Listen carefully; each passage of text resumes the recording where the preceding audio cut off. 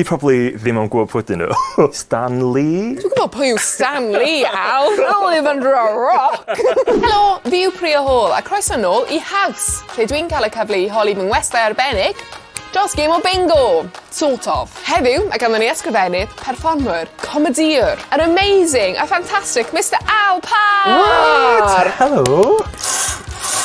Okay.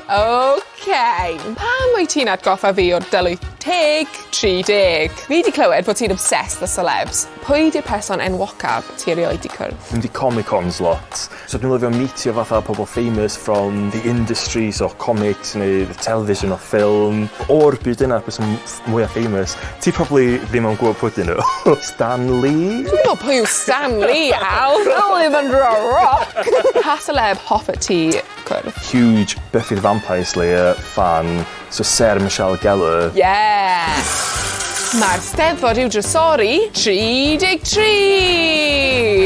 Beth wnaeth y ddeni di i wneud stand-up? Dwi'n meddwl o dau thing, really. O'n i pob tro mynd i fatha theatre groups pan o'n i fach. A wedyn nes i mynd i coleg menau a neud performing art a wedyn ar ôl graddio, nes i jyst neud un byd efo fo. Ond I just had this need i bod yn creative a sgwennu a performio allu. But I was also coming from like a 7-year breakup. Oh! Yes! That's a good one. Yeah. Just dechrau neud journal, lle sgwennu bob dim mawr. A dwi'n meddwl oedd o mor therapeutic yn dar stage. Neud jokes am thing ma, which oedd proper wedi traumatise fi. That turning that negativity into positivity. Cael pobl chwythu na am y peth. Dwi'n meddwl mae'r egni na ar ôl break-up yn yr egni perffaith i dechrau wneud stand-up. Achos ti'n feral, unhinged, delusional. Dyna beth ti angen i dechrau wneud e.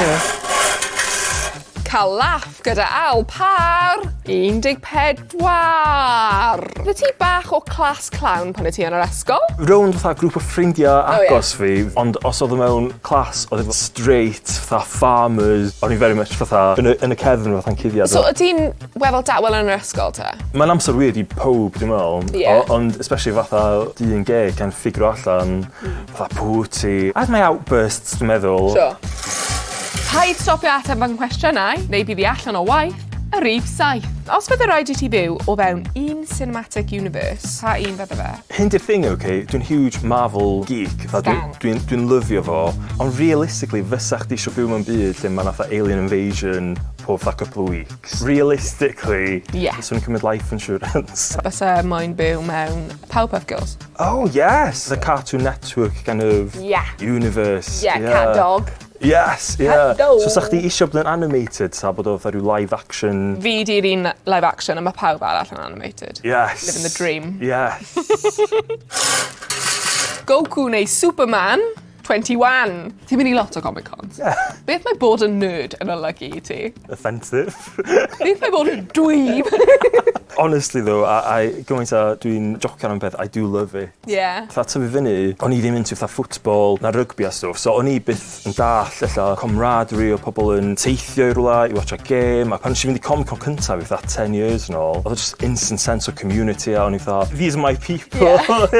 Wyt ti'n gwisgo lan? Dwi wedi gwneud couple of times, Thor o Endgame. Nice. Ond yr un ar ôl 5 years lle mae'n depressed a Teo. Okay. I've got the hammer, I've got the dressing gown. Mae'n rhyfeddol fod ni'n deall ein gilydd oherwydd ein tafodiaeth 57. Ti'n deall fi? Just about. Yeah, fair enough. Pa celeb sydd ddim yn neud stand-up bydde ti'n meddwl bach yn gret fel un? So, a dwi deu hyn wrth i hi hefyd, Caryl Bryn, nes i sgwennu iawn met efo hi ar gyfer Hans. Mae hi yn cyflwyno lot ar heno. Okay. Mae'n constantly dweud fi, swn i'n methu wneud o, dwi'n da sut ti'n wneud o. Dwi'n fatha, sa chdi'n clas, honestly, sa chdi'r sy'n naturiol ffynnu. Wedyn, allai hi wneud stand-up ar heno. Bit by bit allai ni troi heno mewn i fel live at the Apollo. Yes. Ond yng Nghymru, live at Trinopolis. Yes, yeah. Live at Llanelli. Yeah. Banana yw fy hoff ffrwyth. Oi! Bananas ydy fy hoff ffrwyth. Mae rhaid i ti greu dream team o 3 ffigwr ffuglenol Cymraeg i ymladd Alien Invasion. Pwy ti'n ddewis? Okay, so number 1 fi ydy Winnie Finny Hadog, Pen y Grig. So, os oes Alien Invasion, sa'n gallu dall o peli ran nhw? Y problem efo'r cwestiwn ma, sa'n gwybod unrhyw enwogion Cymraeg. Os dwi ddim yn fel Carol Parry-Jones neu Angharad Mawr. Wedyn Kay o Rownd a Rownd, scrappy, reit feisty, a dyna tisio. A third of all ydy Strempan o Rala buildings, Right. just cos mae hi'n mynd rownd ar cwmwl, mae hi'n gallu cael fel lightning allan o'r cwmwl ma. Mae gan ti'r offence, mae gan ti'r defence. Yes. A mae gan ti good vibes. Ie. Dwi'n imagine eitha dyr y taxi mewn galon o leisio. Gwn, fatha, carwch off bont men icons. Icons one and all. 91! Haws! OK, we got. So, be ydy, Priya Hall, be ydy dy farn am hyblogaeth? Fod ni gorfod cael gwared o treiglo. Dwi'n gallu gweld sut Moratorium. sa hwnna'n Absolute ban. gallu really upsetio pobl. Yeah. Dwi'n dall from logistic point of view, especially efo pobl yn dysgu raith, cos ma hwnna'n fatha lot. a spanner in the works, ti'n Yeah. fatha, mate. Does neb yn actually nabod sut i wneud e? Na. Mae'r mudiad yn dechrau fan hyn. Yes.